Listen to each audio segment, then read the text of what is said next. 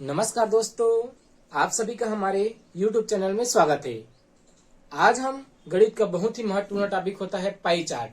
और pie chart में इस तरह से पाई चार्ट दिया रहता है और उससे 5 प्रश्न पूछे जाते हैं, चाहे वो आरआरबी एनटीपीसी एग्जाम हो या आरआरसी ग्रुप डी एग्जाम हो या एसएससी एग्जाम हो।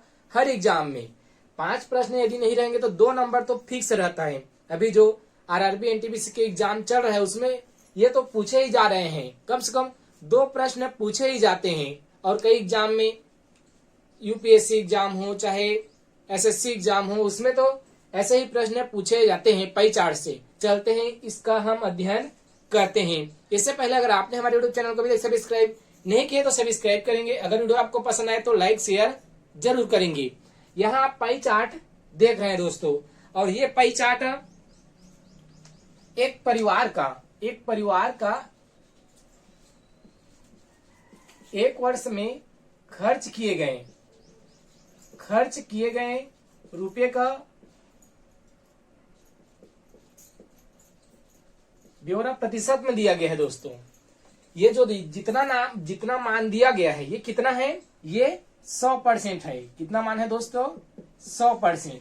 और सभी मत का कितना परसेंट दिया है यहाँ हम देख लेते हैं। जैसे कि भोजन में कितना है तो 23%, वस्त्र में कितना है तो 10%, आवास में कितना है तो 15%। इसी तरह शिक्षा एजुकेशन में कितना खर्च किया गया है तो 12%, और यातायात में कितना खर्च किया गया तो 5%, अन्य में कितना है तो 20%, और बचत में 15% है दोस्तों। चलते हैं क्वेश्चन को स्टार्ट करते हैं। सबसे पहला प्रश्न है ये जो खर्च दिया गया है दोस्तों, ये 1998 सन दिया हुआ है। 1998 में एक परिवार द्वारा खर्च किए गए विभिन्न मदों में ब्यौरा इस प्रकार दिया गया है। सबसे पहला प्रश्न क्या दिया गया है दोस्तों? सबसे पहला प्रश्न है यदि 1998 का कुल खर्च, 1998 का जो कुल खर्च है दोस्तों, 1998 का कुल खर्च दिया हुआ है। यहाँ कुल खर्च कितना दिया हुआ है दोस्तों? 46,000 रुपया। कितना दिया हुआ है दोस्तों? हमने आपको बता दिया 46,000 रुपया दिया हुआ है कुल खर्च। तो भोजन में कितना खर्च हुआ है? अगर कुल खर्च 46,000 रुपया है तो भोजन में कितना खर्च हुआ है ये पूछा गया दोस्तों। भोजन में खर्च कितना हुआ है तो टोटल हमें पता चल गया। यहाँ 100% का मान कितना दिया हुआ है दोस्तों? 100% का मान यहाँ 46,000 दिया हुआ है, देख सकते हैं 46,000 रुपया। तब हमें कितना निकालना है? 23% निकालना है दोस्तों। देख सकते हैं इसमें हमें कितना निकालना है? 23%। तो चलते हैं निकालते हैं हम 23% कितना आएगा। यहां हम लिख देते हैं 46% यहाँ दिया हुआ है स्टार्टिंग पॉइंट में। 46,000 का हमें कितना परसेंट निकालना है दोस्तों? 23%। तो इस तरह से हम निकाल सकते हैं परसेंट दोस्तों। इस तरह से ऐसे निकालते हैं परसेंट। हम इसे कट फट कर देते हैं दोस्तों। 1 0 1 0 1 0 1 0 इस तरह से कट गया।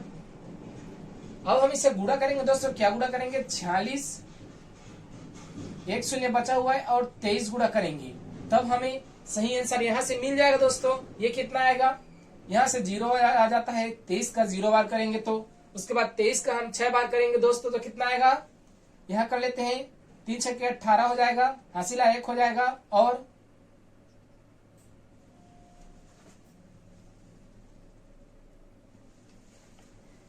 23 6 का 138 हो जाता है दोस्तों। फिर एक बार कट करेंगे, इसके बाद 23 चौक आ रहा है तो 20 चौक 80 हो जाता है, और 3 चौक 12 तो कितना आएगा? 93। तो इस तरह से कितना आ जाएगा? 0 आ जाएगा, यहाँ पर 8 आ जाएगा, यहाँ पर 6 और यहाँ पर 10। तो कितना आया दोस्तों? 10,680 रुपए दोस्तों। भोजन पर कितना खर्च हुआ हम यहाँ पर लिख भी देते हैं दोस्तों। यहाँ पर 23% का मान कितना आया, क्योंकि एक प्रश्न नहीं बनता दोस्तों इससे। मैं तो आज के इसमें 5 प्रश्न का हल आपको करा रहा हूं। हो सकता है इसमें 10 प्रश्न भी बने, 20 तरह के भी प्रश्न बन सकते हैं। भोजन में कितना खर्च हुआ यहाँ पर हमने निकाला 10,680 रुपए दोस्तों, इतना निकला है। अब चलते हैं अगले प्रश्न पर। अगला प्रश्न कैसा है देखते हैं। इसको मिटा देते हैं पहले। दूसरा प्रश्न क्या बन जाता है, आप इस तरह से हल कर सकते हैं दोस्तों। ये टॉपिक जो है प्रतिशत पर आधारित होता है। जैसे प्रतिशत हम निकालते हैं उसी प्रकार इसको निकालना रहता है, और हर एग्जाम में इससे प्रश्न बनते हैं। दूसरा प्रश्न क्या है दोस्तों, यदि कुल खर्च कितना है यहाँ बताया गया है 46,000 रुपया है, ये तो बता दिया है। तो क्या पूछा गया है, तो वस्त्र और आवास पर कितना खर्च हुआ है दोस्तों, क्या पूछा गया है, वस्त्र और आवास, इस बार दोनों को मिलाकर एक साथ पूछ दिया गया है दोस्तों, पर कितना खर्च हुआ है।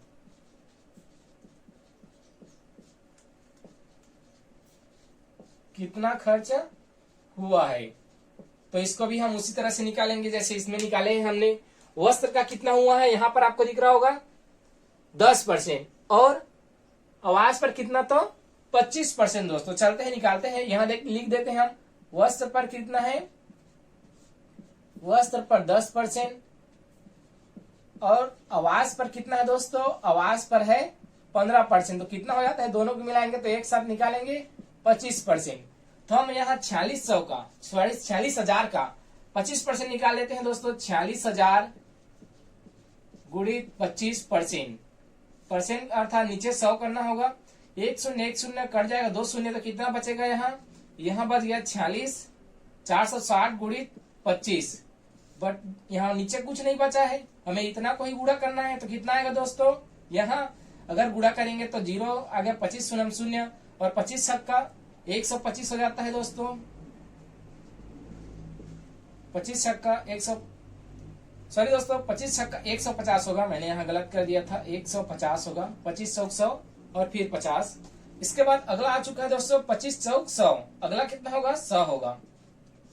तो ये कितना आ जाएगा, यहाँ से आप कर सकते हैं, इसी तरह से आप फास्ट भी गुणा कर सकते हैं दोस्तों, लेकिन हम इसी तरह से आपको बता रहे हैं। कितना आ गया दोनों का, यहाँ जो दिया हुआ है वस्त्र और आवास दोनों की मिलाकर कितना आ गया दोस्तों, इसका आंसर यहाँ पर हमने निकाला 11,500 रुपए निकला है दोस्तों दोनों का। एक का पूछता तो हम एक का निकालते, चूंकि प्रश्न में दोनों को पूछा गया इसलिए हमने दोनों का निकाला है दोस्तों। चलते हैं अगले प्रश्न पर। अगला प्रश्न क्या है दोस्तों, आवास पर किया गया खर्च, शिक्षा पर किए गए खर्च, दोनों का अनुपात क्या है दोस्तों। आवास में कितना खर्च हुआ है और शिक्षा में कितना खर्च हुआ है, दोनों का अनुपात पूछ लिया गया है अगले प्रश्न में। किसका किसका पूछा है दोस्तों, आवास पर, आवास में कितना खर्च हुआ है और शिक्षा पर,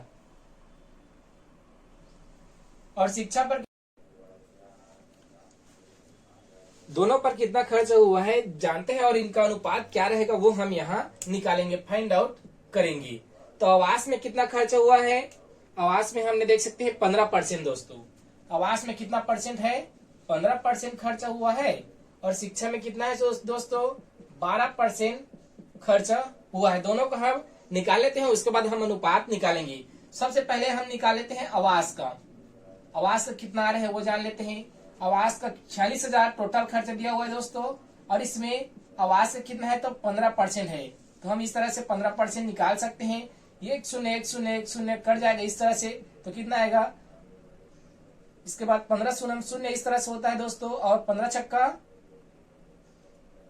कितना होगा दोस्तों 90, और 15 चौक 60, तो कितना हो जाएगा दोस्तों 0 0 9 69 हो जा रहा है दोस्तों किसका, आवास का। तो आवास का कितना आ गया 6900 रुपीज।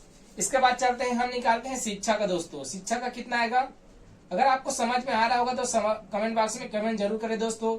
अगर आपको निकालने में कोई परेशानी है तो उसको भी कमेंट बॉक्स में कमेंट करें, और हम जो आपको पढ़ा रहे हैं वो कैसा लगा इसको आप फीडबैक कमेंट बॉक्स में जरूर दें। चलते हैं दोस्तों, अगला है शिक्षा। शिक्षा का कितना खर्च हुआ है 12%, तो हम 46,000 का 12% निकाल लेते हैं दोस्तों। 12% कितना आएगा 1 शून्य 1 शून्य इस तरह से कट जाएगा, तो 12 शून्य शून्य हो जाता है। इसके बाद 12 छक्का 72 और 12 चौक 48 दोस्तों, तो कितना आ जाएगा 0 2, ये कितना आएगा 15 55, कितना आ गया दोस्तों 55 20 आ गया। तो इस तरह से देख सकते हैं ये अनुपात निकल चुका है। इसका अब अनुपात निकालेंगे, तो कैसे निकालेंगे, यहाँ हम करते हैं 69 0 और इसको नीचे लिखेंगे तो अनुपात 1 0 कट जाएगा, 2 से ये भाग जाएगा दोस्तों, कटते जाएगा। जैसे कि यहाँ हम इसको कटा लेते हैं पूरी तरह। इससे कटाने के लिए सबसे पहले हम 0 कटा देते हैं, उसके बाद कितना बचा उसको दे देते हैं, 2 से भाग देते हैं मान लो, तो ये कितना आएगा, नीचे 2 2 4 आएगा। उसके बाद 1 बच गया तो 2 सत्ते 14 और एक बच गया है तो 2 छक्के 12। ऊपर कितना आएगा, 2 तिया 6, 2 चौक 8 और 2 पंचे 10। अगर हम इन्हें 69 से भाग देंगे तो दोनों कट रहा है, 69 में ये 4 बार जाएगा और 69 में ये 5 बार जाएगा, तो कितना अनुपात आ गया, 4:5 आ गया। हमने इतना लंबा प्रोसेस किया तो 4:5 आया। आप सीधे भी कर सकते हैं, आसान तरीका भी है हल करने का। तो आसान तरीका क्या है, चलते हैं जानते हैं। आवाज का कितना परसेंट है दोस्तों, आवाज का कितना है, यहाँ देख सकते हैं 15% और इसका कितना है 12%। अगर हम इसे ही अनुपात निकाल सकते हैं 12 और 15 का, तो कितना आएगा, 3 चौक 12 देख सकते हैं, 3 चौक 12 और 3 पंचे 15, कितना आ गया दोस्तों, 4:5। आप शॉर्ट ट्रिक से भी इसे निकाल सकते थे और इस तरह से लॉन्ग ट्रिक से भी आप निकाल सकते हैं। अगर मेंस लिखते हैं तब ये ज्यादा हेल्पफुल है और ये वनडे एग्जाम के लिए बहुत ज्यादा हेल्पफुल रहता है शॉर्ट ट्रिक। चलते हैं अगले प्रश्न पर। अगला प्रश्न क्या है ये जान लेते हैं। हमने यहाँ कितना प्रश्न देख लिया है, ये तीसरा प्रश्न था और चौथा प्रश्न देखते हैं क्या कहा गया है। चौथा प्रश्न क्या है दोस्तों, चौथा प्रश्न पूछा गया है निम्नलिखित ग्राफ में, इस ग्राफ में सर्वाधिक, यह दोस्तों सर्वाधिक खर्च वाली मद क्या है, सर्वाधिक खर्च किस मद में हुआ है। तो देखकर आप बता सकते हैं दोस्तों सर्वाधिक खर्च किस मद में हुआ है। किस में हुआ है दोस्तों, कमेंट जरूर करें आप। तो आंसर क्या रहेगा इसका, आप ऐसे ही देखकर बता सकते हैं। सबसे ज्यादा परसेंटेज किसका है दोस्तों, वही सबसे ज्यादा खर्च उसी में हुआ है। तो कौन सा मद है सबसे ज्यादा, भोजन। जी हाँ दोस्तों, इसका आंसर क्या आ जाएगा, भोजन। और भोजन में कितना खर्च हुआ है दोस्तों, 23%, जो कि सबसे ज्यादा है। अगर दूसरा मोस्ट पूछेगा तो अगर इसमें पैसा को पूछ लिया जाता है सब सर्वाधिक खर्च वाली मद का रुपया कितना है पूछेगा, तो यहाँ हमने निकाल लिया था, कितना निकाला है, 10,680 रुपया। अगर दूसरा पूछता, दूसरा में क्या आता, अदर खर्च, जो अन्य खर्च है वो है 20%। और सबसे कम किस में खर्च हुआ है दोस्तों, यहाँ बताया गया है सबसे कम किस में है, 5% यातायात में हुआ है। अगर पैसा को पूछता तब हम पैसा भी निकाल लेते हैं। चलते हैं अगले प्रश्न पर।